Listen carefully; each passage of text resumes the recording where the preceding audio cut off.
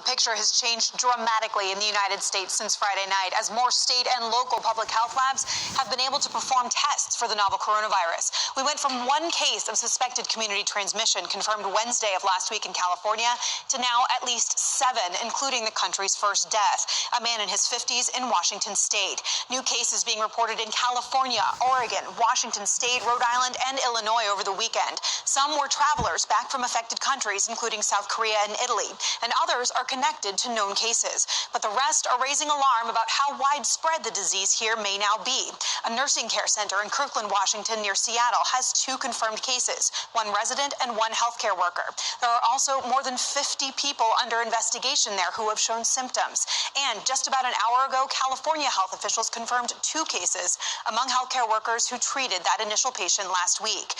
A study of 2 cases detected almost 6 weeks apart in Snohomish County, Washington, suggests the virus may have been spreading through the community for that whole period of time, and that anywhere from 150 to 1,500 people may have been infected there. Meanwhile, outside the U.S., case numbers are mounting even more quickly. In Italy, they rose by 50% today to almost 1,700, the most of any country outside Asia. The number of cases in Germany doubled to 129. Scotland and the Dominican Republic reported their first cases. In South Korea and Iran, also among the hardest hit countries, case counts continued their rise as well. Scott. All right, Meg, thank you. A busy weekend in Washington, D.C. as officials prepare for the worst. We also have new reporting tonight on a meeting of pharmaceutical executives at the White House. Eamon Javers is in Washington. Eamon. Yeah, Kelly, that's right. I'll get to that in a second. But just within the past few minutes now, we've gotten some new information from the Vice President's office. Remember, he's heading up the virus task force now. They say that the Vice President had a meeting on this at the White House today at 4 p.m.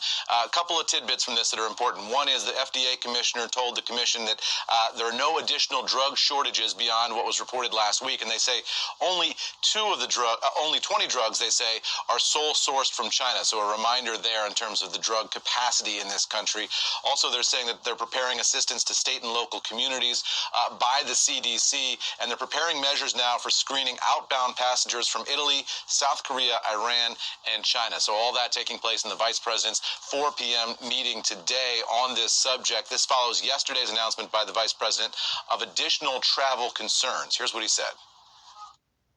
The President today has authorized the State Department to increase the travel advisory for Americans to level 4.